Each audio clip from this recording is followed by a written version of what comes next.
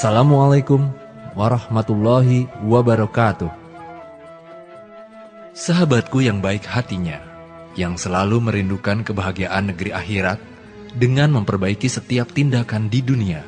Semoga hari ini kita diberikan kesempatan untuk memperbaiki diri dan mendapatkan keridhaan Allah Subhanahu wa Ta'ala.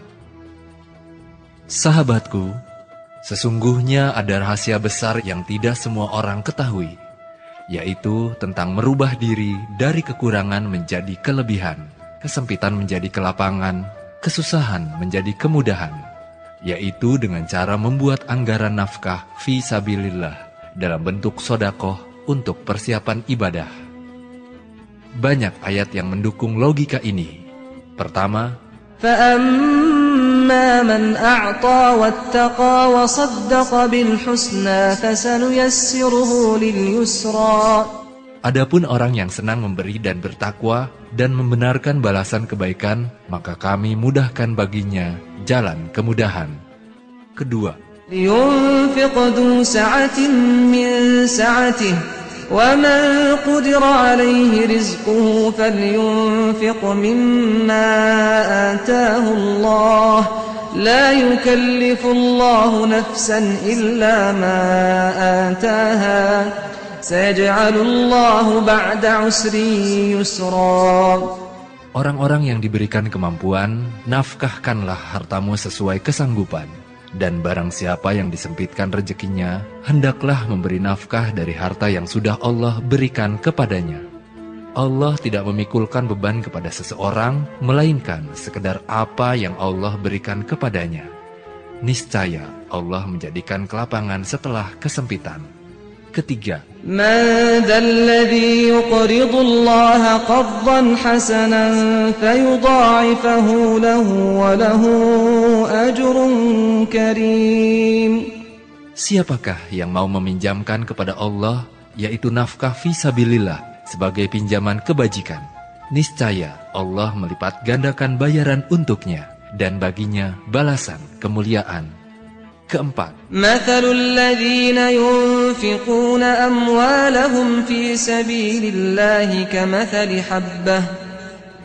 كَمَثَلِ حَبَّةٍ أَنبَتَتْ 7 سَنَابِلَ فِي كُلِّ سُنبُلَةٍ 100 حَبَّةٍ وَاللَّهُ يُضَاعِفُ لِمَن يَشَاءُ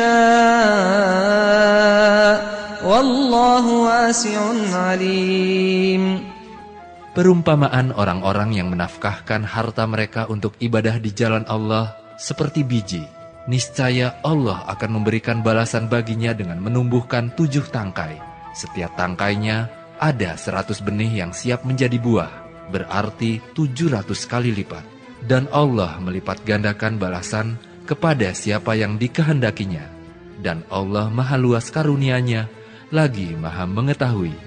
Dan masih sangat banyak ayat dan hadis yang menyatakan fadilah bagi mereka yang menafkahkan hartanya untuk beribadah kepada Allah. Logikanya seperti teko yang mengeluarkan air. Ia tidak mungkin bisa mengeluarkan air kecuali telah diisi sebelumnya. Semakin banyak gelas yang akan diisi, maka semakin banyak pula air yang akan mengisi teko. Semakin banyak Anda memberi, semakin banyak pula Anda menerima. Tangan yang menggenggam tidak bisa menerima. Maka mulailah untuk menafkahkan harta Anda untuk ibadah kepada Allah. Lalu biarkan Allah yang akan mengisi pundi rizki Anda. Ketika Allah telah memberikan satu ketetapan kepada kita manusia melalui Nabi Allah Ibrahim, Dia mengatakan dalam kalimat yang indah, wa adzin finnas bil hajj, undanglah manusia untuk berhaji. Ya'tuka rijalan wa ala kulli dhamiri ya'tina min kulli fajjin amiq. Niscaya mereka yang kau undang itu ya Ibrahim akan datang kepadamu meskipun harus berjalan kaki atau mengendarai unta yang sangat kurus. Ya'tina min kulli fajjin amiq. Mereka akan datang dari segenap penjuru dunia yang jauh. Logika mengendarai unta yang kurus dan berjalan kaki adalah sebuah gambaran sangat susah dan sulitnya orang yang ingin menunaikan ibadah haji. Karena itulah memang kenyataannya kita yang ingin bisa menunaikan ibadah haji begitu bersusah payahnya ingin memenuhi panggilan Allah ke tanah suci. Tetapi dengan kesusahan inilah banyak orang yang mengatakan saya tidak sanggup dan saya tidak mampu. Padahal sesungguhnya apabila kita sambut panggilan itu, justru pintu rezeki akan semakin terbuka. Logikanya, teko tidak akan bisa mengeluarkan air jika belum diisi. Apabila kita ingin mendapatkan rezeki yang banyak, itu bukan urusan kita, tetapi hak Allah lah yang memberikan. Pertanyaannya, rezeki itu akan kita salurkan kemana? Makanya kita sambut, labbaik Allahumma labbaik. Aku sambut panggilanmu ya Rabb, aku sambut. Lalu katakan kepada Allah, ya Rabb, aku akan datang memenuhi panggilanmu. Tetapi rezekiku sangat sempit, perdaganganku sangat sulit, usahaku juga kian morat-marit. Lalu kita berdoa kepada Allah, aku sambut panggilanmu ya Rabb, maka lancarkan rezekiku, mudahkan daganganku, dan permudahkan usahaku. Sehingga semuanya justru akan menjadi mudah bagi kita, karena kita menyambut panggilan Allah ke tanah suci. Jadi logikanya, siapapun mereka yang memenuhi panggilan Allah, justru Allah akan mudahkan rezekinya. Wa man kafara, barang siapa yang justru menolak panggilan ini, fa innallaha ghaniyun 'anil 'alamin. Sesungguhnya Allah lebih kaya atas alam semesta. Kenapa kita mengatakan tidak mampu, padahal upaya terburuk saja belum kita lakukan? Maka kita katakan kepada diri kita, ya Rabb, aku sambut panggilanmu, maka permudahlah segala urusanku. Niscaya semuanya akan menjadi mudah dan keajaiban datang kepada Anda. Sahabatku, dalam hal ini Islam telah mengajarkan kepada kita untuk saling menolong dalam kebaikan. وَتَعَاوَنُوا عَلَى الْبِرِّ وَالتَّقْوَى وَلَا تَعَاوَنُوا عَلَى الْإِثْمِ وَالْعُدْوَانِ وَاتَّقُوا اللَّهَ إِنَّ اللَّهَ شَدِيدُ الْعِقَابِ. Artinya, jika kita saling tolong-menolong dalam kebajikan dan peningkatan ketakwaan, insya Allah tidak ada yang sulit bagi kita. Apalagi jika bertujuan mulia, insya Allah akan diberikan segala kemudahan dalam pencapaiannya. Yang terpenting adalah kesungguhan kita untuk bisa menunaikannya. Untuk lebih jelasnya, kita lihat skema proses pendaftaran ibadah haji berikut. Setiap calon jemaah haji harus mengisi SPPH, Surat Pendaftaran Pergi Haji, di Kementerian Agama atau kantor Departemen Agama setempat. Menyetorkan dana penebusan porsi haji di Bank Syariah atau Sisko Haj dengan dua alternatif. Cash 25 juta rupiah, namun bagi Anda yang tidak punya uang sebanyak itu bisa memanfaatkan dana talangan. Bagi calon jemaah haji yang membayar cash, maka ia hanya menunggu tahun keberangkatan, biasanya minimal menunggu 5 tahun sejak pendaftaran, dan melunasi BPIH di tahun keberangkatan. Jika BPIH yang ditetapkan pemerintah adalah 35 juta rupiah, maka calon jemaah haji menambahkan 10 juta rupiah. Setelah itu bisa menunaikan ibadah haji. Nah, bagi calon jemaah haji yang menggunakan dana talangan di Bank Syariah, maka ada 3 hal yang harus dipenuhi setelah pendaftaran. Yang pertama, mengangsur dana talangan hingga lunas. Kedua, membayar ujroh tahunan rata-rata 2 juta per tahun. Jika lunas di tahun pertama, maka hanya 1 kali dikenakan ujroh. Jika tidak, maka setiap memasuki tahun berikutnya dikenakan biaya ujroh. Setelah lunas dan membayar ujroh tahunan, barulah kita melunasi BPIH di tahun pemberangkatan. Baik cash maupun menggunakan dana talangan, setiap jemaah haji diwajibkan untuk melunasi BPIH yang telah ditetapkan pemerintah di tahun pemberangkatan. Apalagi yang menggunakan dana talangan, selain mengangsur juga dikenakan biaya ujroh tahunan. Inilah yang menjadi alasan kami untuk membantu calon jemaah haji dan memberikan keringanan atas total biaya yang dikeluarkan untuk menunaikan ibadah haji dengan program haji dan umroh mandiri sejahtera yang digagas oleh Global Insani. Adalah program pelunasan BPIH bagi calon jemaah haji yang membayar cash maupun menggunakan dana talangan.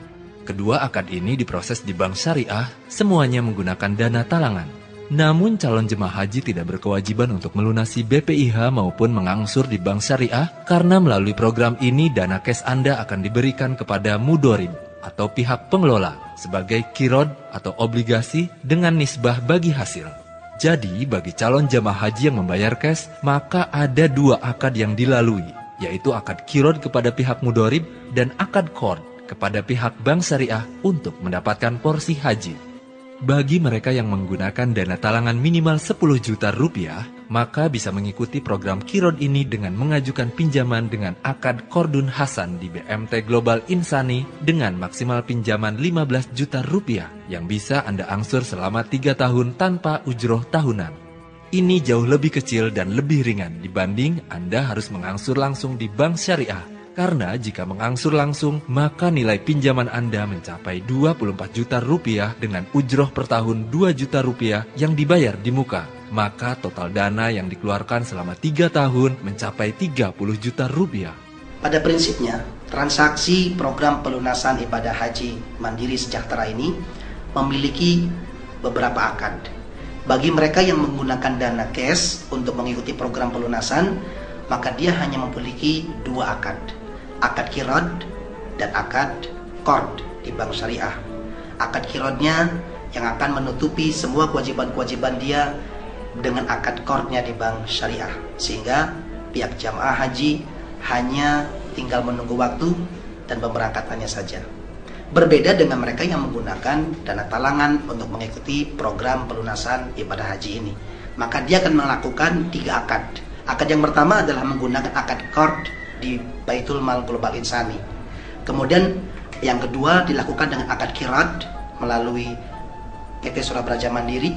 Kemudian yang ketiga baru akad Qard di bank syariah untuk mendapatkan porsi hajinya. Tetapi sekali lagi, kewajiban pihak calon jamaah haji melalui program ini adalah untuk membayar akad Qard di Baitul Malnya saja, dan akad Qard di bank syariahnya semuanya ditutupi oleh hasil dari Qiradnya di PT Surabraja Mandiri. Sehingga dengan demikian akadnya adalah sahih, halal, dan baik. Semoga ini menjadi kemudahan bagi bangsa dan jalan keluar bagi siapapun yang ingin menunaikan ibadah haji. Lalu bagaimana jika melalui Qardun Hasan di BMT Global Insani?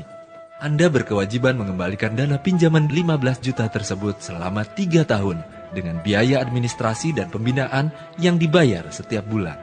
Pada hakikatnya ketika kita saling membantu, Allah telah menegaskan wa ta'awanu 'ala birri wa taqwa. Saling tolong-menolonglah engkau dalam hal kebaikan dan sesuatu yang mendekatkan diri kepada ketakwaan. Prinsipnya ketika orang yang hendak meminjam sesuatu karena dia membutuhkan bantuan, maka kita saling membantu dalam kebaikan. Jika seseorang ingin membutuhkan sesuatu kemudian tidak mampu, maka kita memberikan pinjaman kepada dia adalah sebuah kebaikan, dan itu adalah hukumnya baik dan disyariatkan. Hanya saja tidak memberatkan kepada si pihak yang meminjam. Jika saja hukum pinjam meminjam ini ada yang dilibatkan dalam bentuk bunga, maka itu adalah diharamkan. Tetapi jika dalam bentuk sedekah atau sesuatu yang rela dia berikan, maka itu adalah halal. Maka dalam prinsip Qard, kita tidak menggunakan bunga, tetapi menggunakan sistem sedekah atau dengan pola menggunakan administrasi dan uang pembinaan. Dan ini hukumnya sangat berbeda sekali. Misalkan Anda meminjam 15 juta rupiah dengan akad angsuran 3 tahun, maka pengembalian hutang hanya 15 juta rupiah. Biaya administrasi dan pembinaan calon jemaah haji Rp125.000 per bulan yang akan dialokasikan sebagai biaya operasional BMT dan pembinaan calon jemaah haji setiap bulan melalui majelis taklim yang diselenggarakan oleh BMT di Islamic Center atau asrama haji terdekat. Jika calon jamaah haji membayar lebih pada tanggal jatuh tempo, misalkan Anda membayar Rp3.875.300 dari semestinya hanya Rp541.700, maka kelebihannya Rp3.333.600 akan dijadikan sebagai angsuran pokok dan memotong masa angsuran 8 bulan terakhir plus menghapuskan kewajiban biaya administrasinya.